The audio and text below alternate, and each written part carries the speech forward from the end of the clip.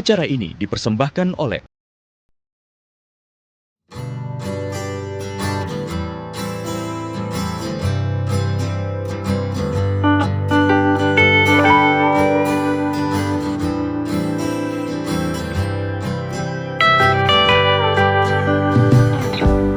Pemirsa, berjumpa lagi bersama saya Kome Aprilia dalam acara Inspirasi Pagi. Pemirsa, Surabaya sebagai kota pahlawan, kota metropolitan terbesar kedua setelah Jakarta.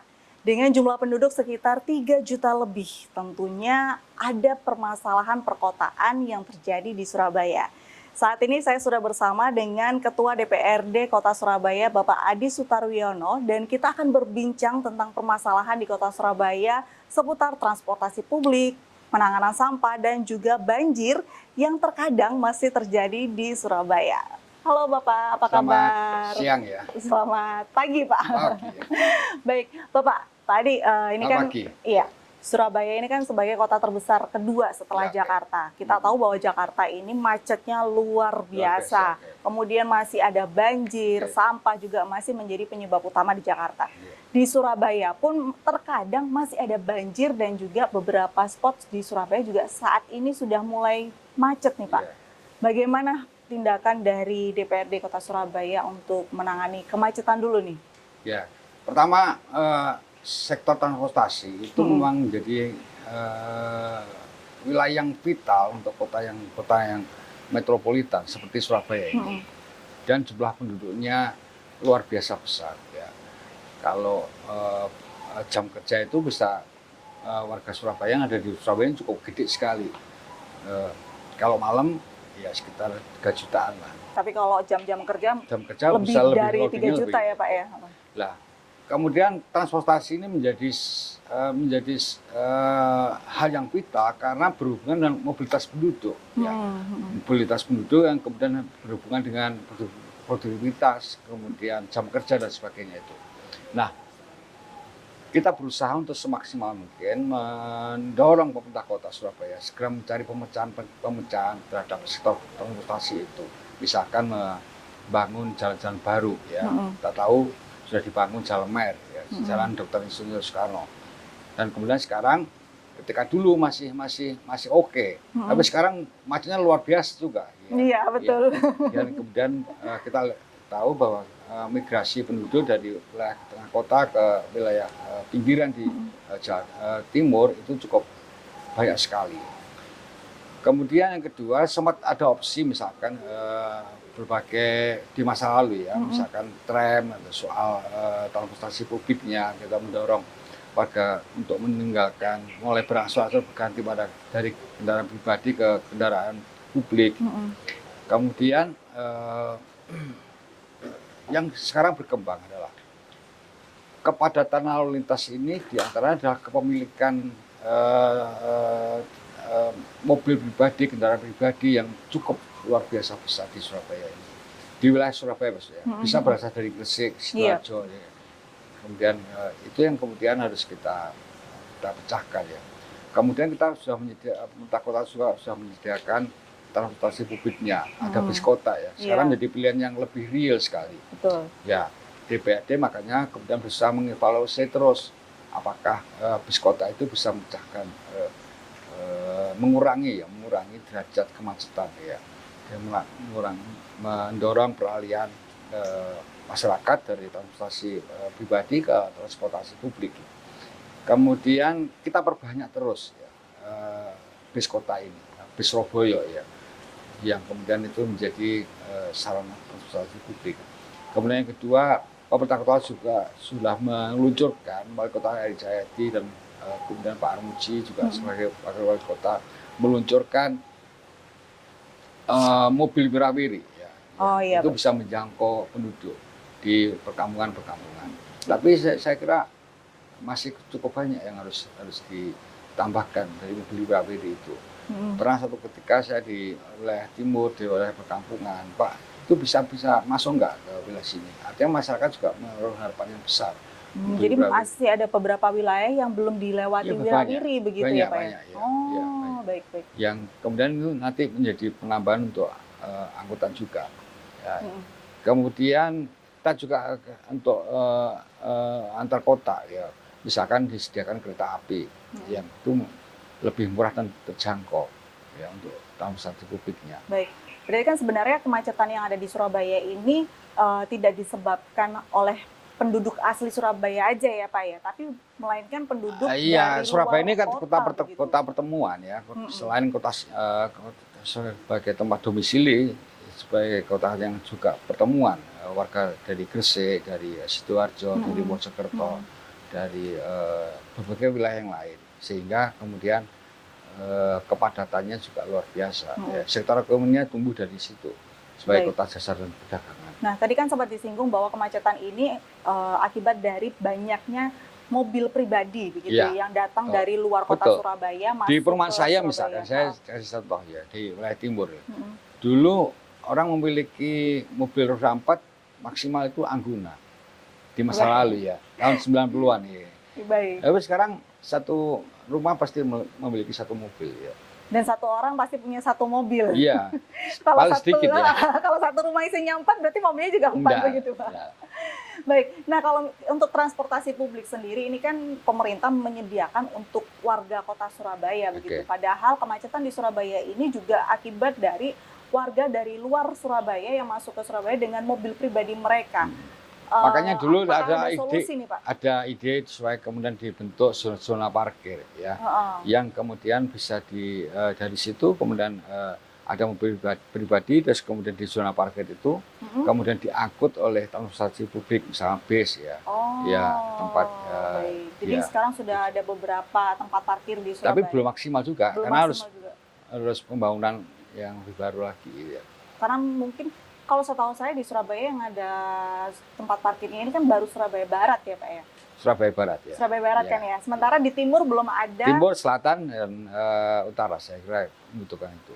Membutuhkan zona khusus untuk parkir mobil supaya warga yang dari luar kota bisa parkir mobil di situ kemudian naik ke transportasi publik begitu ya Pak ya. Baik, kemudian untuk menurut DPRD sendiri bagaimana upaya pemerintah untuk mendorong publik mau beralih dari kendaraan pribadi ke transportasi publik? Sebetulnya kita terus melakukan controlling ya, pengawasan, termasuk pada saat pembahasan anggaran, termasuk pada saat pembahasan regulasi, termasuk pada saat melakukan pengawasan di lapangan ya. Dan teman-teman di DPRD juga cukup kritis untuk mendorong melihat persepsi di lapangan. Dan kita dorong masyarakat, kita dorong pemerintah untuk semakin gencar ya penyediaan mobil wirawiri. Kemudian semakin banyak lagi penyediaan bus Surabaya, ya, bus Surabaya. Ya. Kemudian semakin banyak lagi dibangun tempat-tempat parkir itu, sehingga bisa difasilitasi mobil luar kota terutama yang berusaha untuk masuk Surabaya bisa diparkir di pinggiran kota Surabaya, misalkan seperti itu, sehingga tidak terlalu memacetkan lalu lintas di tengah kota. Baik. Kita ini yang kawasan macetnya terutama yang cukup vital adalah Jalan Ahmad Yani. Pada jam-jam kerja, pada jam pulang itu luar biasa macetnya. Dan ini kan harus segera dipecahkan. Banyak orang berpendapat Surabaya memang belum seperti Jakarta. Tapi jangan sampai juga misalkan fenomena seperti Jakarta nanti akan menjadi bom waktu bagi Surabaya di masa depan. Betul. Baik, kemudian untuk rencana pembangunan flyover yang ada di Jalan Bundaran Dolok, Taman Pelangi, bagaimana Pak? Itu salah satu opsi untuk memecahnya. Memang ada pembangunan flyover ya, misalnya di Dolok itu, dan kemudian nanti bisa memecahkan kemacetan lalu lintas ya di wilayah kawasan tersebut. Kita sudah cukup lama bicara di DPRD Surabaya dengan pemerintah Kota Surabaya. Mudah-mudahan tahun 2024 bisa diwujudkan. Kalau saat ini sudah sampai mana prosesnya? Sampai saya kira tahap penganggaran sudah, kemudian tahap pembebasan lahan mungkin ya dari situ. Karena masih ada penduduk lama yang harus dibebaskan itu. Baik, kemudian untuk permasalahan banjir yang masih terjadi di Surabaya, mungkin memang tidak separah Jakarta dan tidak semua area Surabaya ini banjir. Dan banjirnya Surabaya kalau menurut saya pribadi itu nggak terlalu lama gitu ya Iya. Pak ya, nggak seperti Jakarta yang bisa berhari-hari atau Hmm. sekarang saat ini Semarang Iya. banjirnya berhari-hari. Kalau di Surabaya mungkin hanya dalam hitungan jam sudah surut. Betul. Begitu.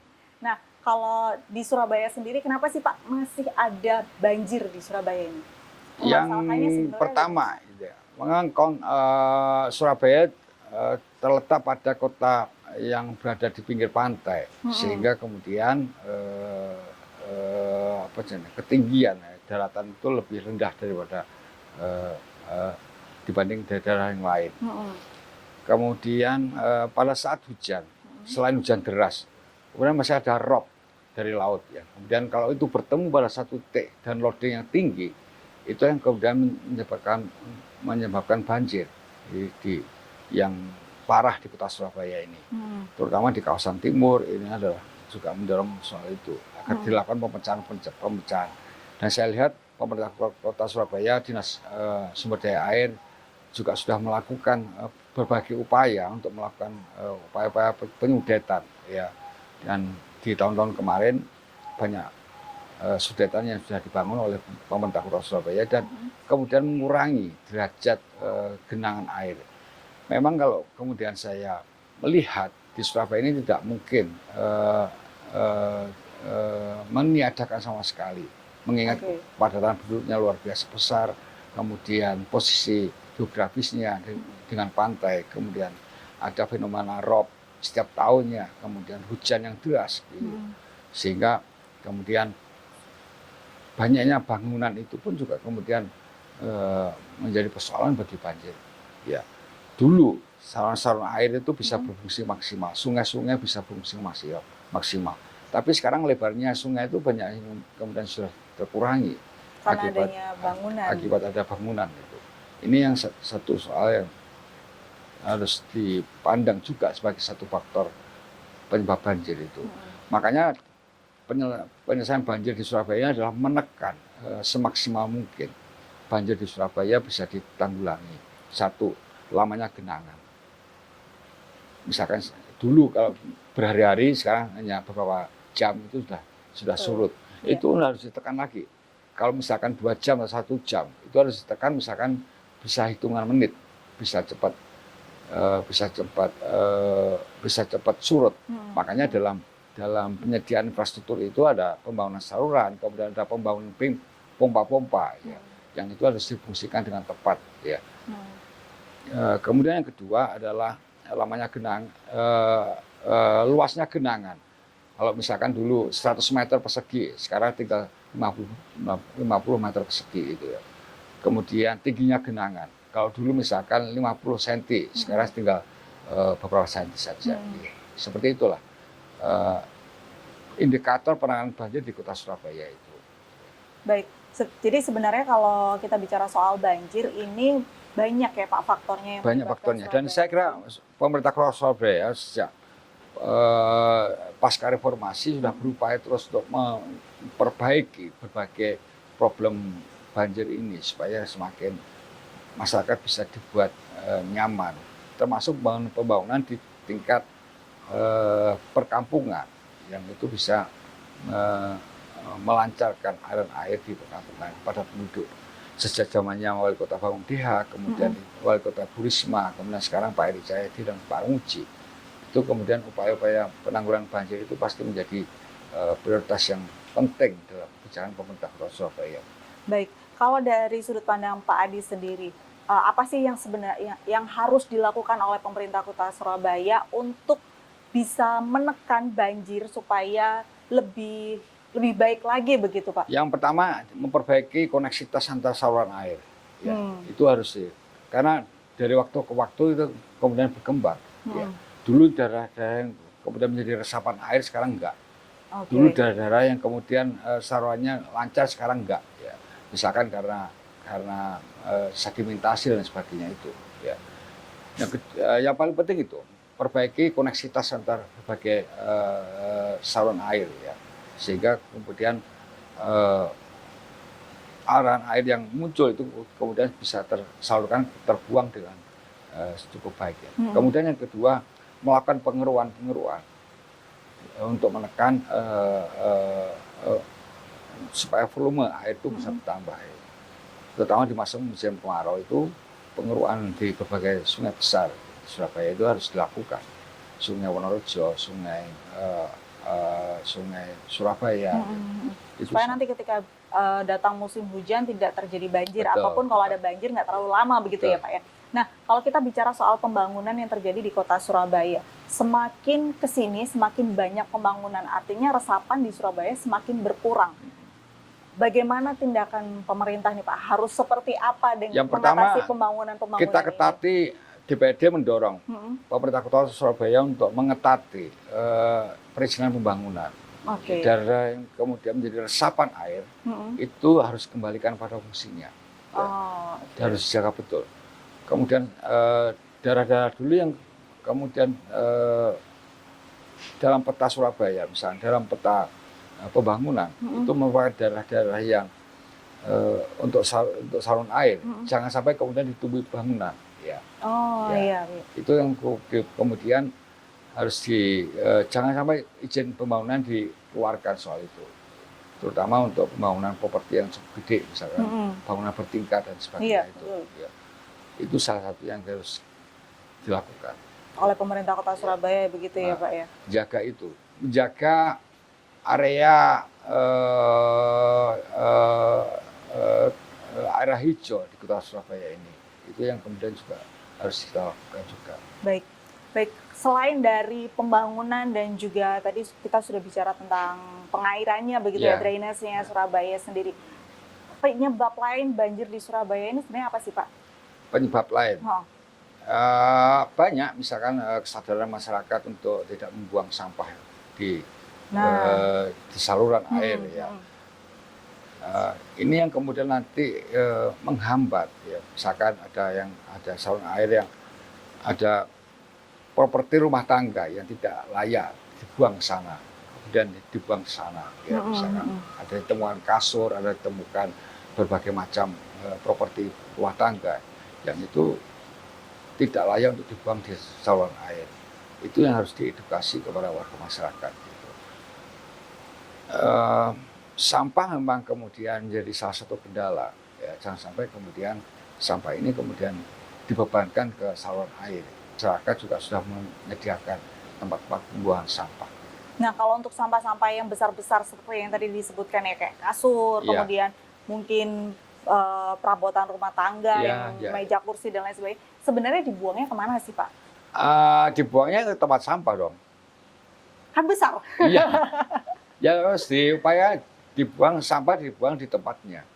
Gitu ya? Iya. Tapi petugas jangan sampah dibuang di saluran air, gitu ya. Misalnya kursi dibuang ke saluran air itu kan nggak cocok gitu ya. Tapi petugas sampah juga mau ambil begitu ya Pak? Mau ambil, ya. Karena di beberapa daerah yang saya tahu ya Pak ya, di beberapa daerah di Surabaya itu ketika kita buang kasur kayak gitu, petugas sampahnya nggak mau ngambil gitu. Petugas rumah tangga yang mereka hanya mau menerima sampah rumah tangga begitu Pak? Betul, maksud saya gini, kalau misalkan mau membuang sampah-sampah yang besar itu, harus dibuang ke TPS, tempat pembuangan sementara. Nanti pasti akan diambil oleh petugas pemerintah kota Surabaya. Kalau dibuang di depan rumah tangga, di depan rumah, dan harus diambil oleh petugas tukang pengambil sampah rumahan itu, mereka kasihan, mereka berat. Oh begitu, tapi sebenarnya kita boleh ya buang sampah langsung ke TPS-nya begitu, bukan di depan rumah dan berharap petugas sampah yang mengambil sampah begitu ya Pak ya. Kemudian kalau untuk kita bicara soal sampah, tingkat kesadaran masyarakat kita dalam hal membuang sampah pada tempatnya itu seperti apa Pak saat ini? Saya kira masyarakat Surabaya juga sudah cukup lama teredukasi soal sampah. Kita bisa lihat misalkan sudah begitu banyak bank sampah atau di kampung-kampung kemudian memilah-milah sampah yang kemudian itu sudah mulai banyak. Ya, yang sampah yang kering yang itu harus disalurkan kemana, kemudian sampah basah harus disalurkan kemana dan sebagainya itu. Bahkan masyarakat pun juga kemudian memunguti sampah-sampah yang kemudian bisa diamankan dan kemudian di recycle, ya, di recycling supaya kemudian bisa lebih baik, tidak hanya terus menumpuk di tempat pembuangan akhir itu. Di tingkat rumah tangga pun kemudian sudah mulai dilakukan itu di Surabaya ini. Baik. Kalau menurut dari sudut pandangnya Pak Adi sendiri, penanganan sampah di kota Surabaya dibandingkan dengan kota-kota yang besar lainnya seperti mungkin Jakarta, Semarang, Bali, Ya. di kota Surabaya sendiri seperti Harus apa? terus diawasi, harus terus disoroti, dan saya kira supaya pelayanan pembuangan sampah ini menjadi lebih baik. Gitu ya. Misalkan DPRD misalnya sering bertemu ke warga masyarakat di kampung-kampung. Pak, kenapa waktu pengambilan sampahnya bisa memakan waktu sampai 2-3 hari? Kami sudah membuang ke TPS, tapi tidak juga kunjung mobil angkutan sampah datang ke tempat kami, sehingga sampai kemudian 3 hari, 4 hari, 5 hari itu baru diambil oleh petugas sampah, kemudian dibawa ke tempat pembuangan akhir. Itu kami soroti, ya. Artinya kecepatan merespon itu, ya. Dan saya kira kita juga harus mulai memikirkan bahwa Benowo itu kemudian harus di masa depannya bagaimana. Karena tidak mungkin juga Benowo itu, TPRD Benowo selamanya ada di situ. Ya. Iya, betul. Baik, kalau untuk kinerja pemerintah Kota Surabaya sendiri dalam menangani kecepatan menangani sampah di Surabaya saat ini seperti apa, Pak? Komisi yang bersangkutan, misalnya Komisi Pembangunan di DPRD Kota Surabaya terus mengevaluasi kecepatan pengambilan itu, dan pemerintah Kota Surabaya terus melaporkan kepada kami bagaimana kecepatan bisa lebih baik lagi. Tapi fakta di lapangan juga harus kami sodorkan, misalnya ditemukan misalnya sampai 3 hari, 4 hari, 5 hari, gitu ya. Ada sampah yang baru diambil dan sebagainya. Sebenarnya apa sih Pak kendalanya hingga numpuk sampai 2-3 hari belum diambil begitu? Ya. Bisa karena antrian sampahnya. Antrian di TPS. Dan kemudian TPS, bukan, antrian pengambilan. Oh, antrian pengambilan. Iya. Oh, begitu. Kan cukup banyak TPS di Surabaya ini. Baik, kemudian untuk kondisi TPA kita sendiri di Surabaya, apakah masih ideal Pak untuk sejauh ini sampah? DPRD Surabaya terus memandang bahwa TPA Benowo itu yang dikembangkan sudah dikelola dengan baik oleh pemerintah Kota Surabaya, dan juga ada pemilahan sampah di sana, ada pengolahan sampah juga di sana. Tapi kita pun juga harus memikirkan bahwa di masa mendatang, jika itu sudah overload luar biasa, di Benowo itu kan ada solusinya untuk menangani itu. Nah, solusinya Bisa diperluas DPR? atau bisa dipindah, ya. Yang kemudian bisa diperluas lahannya, bisa dipindahkan ke tempat-tempat lain. Kalau untuk dipindahkan sendiri rencananya belum tahu saya. Belum ada. Ini saya kira kan harus menemukan titik temu. Ya. Baik. Kemudian bagaimana cara ideal mengedukasi masyarakat nih, warga masyarakat Surabaya untuk mengelola sampah, kesadaran mengelola sampah. Karena kalau bank sampah sendiri, di tempat saya Pak, jujur Surabaya Barat bagian saya itu belum ada bank sampah. Tapi ada juga beberapa daerah di Surabaya Barat yang sudah ada bank sampahnya dan sudah dikelola dengan baik. Sementara ada yang belum ada bank sampahnya. Ini gimana nih Pak? Yang pertama, pemilahan sampah di tingkat rumah tangga, ya, itu harus dilakukan. Jadi jangan sampai juga misalkan semua sampah dimasukkan dalam satu keranjang. Ya. Harus dipilah, ini sampah kering, ini sampah basah, ini sampah plastik gitu ya. Kemudian nanti ditangani secara berbeda ya. Kemudian yang kedua, mengembangkan inisiatif komunitas ya, di kampung-kampung, ya, di pemukiman, untuk mendirikan bank sampah yang kemudian nanti bisa menangani bank sampah yang tidak terbuang ke TPS atau TPA gitu.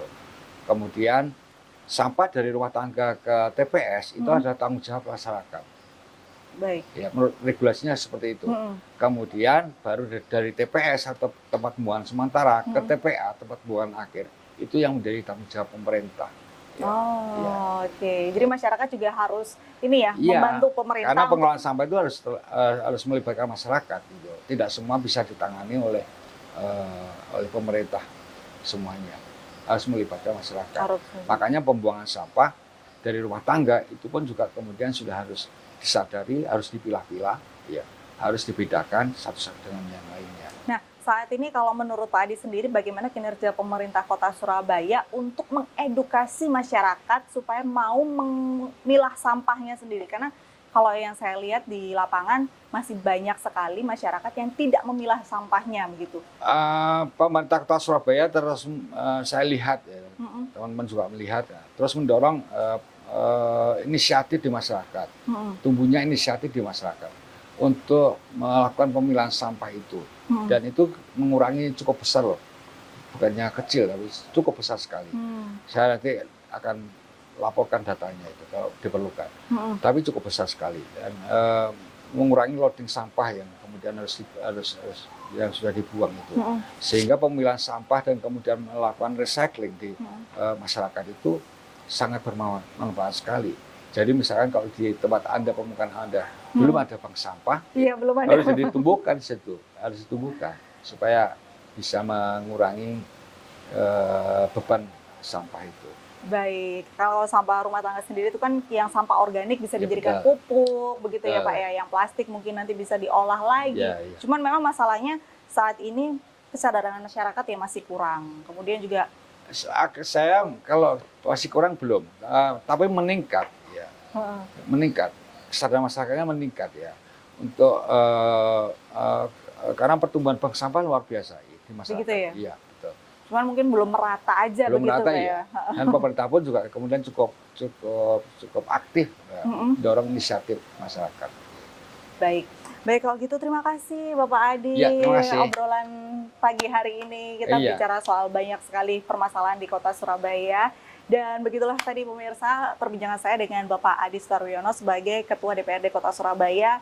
Yang bisa digarisbawahi adalah kita sebagai masyarakat tentunya harus sadar begitu ya, untuk memerangi macet itu kita harus menggunakan transportasi publik yang sudah disediakan oleh pemerintah Kota Surabaya. Kemudian untuk banjir dan juga sampah ini kita sendiri sebagai masyarakat Surabaya yang mungkin saat ini pemirsa yang ada di rumah yang melihat ya belum ada bank sampah di daerahnya, maka kesadaran sendiri untuk mengolah sampah rumah tangga yang ada di rumah masing-masing, memisahkan antara sampah organik dan juga sampah non-organik.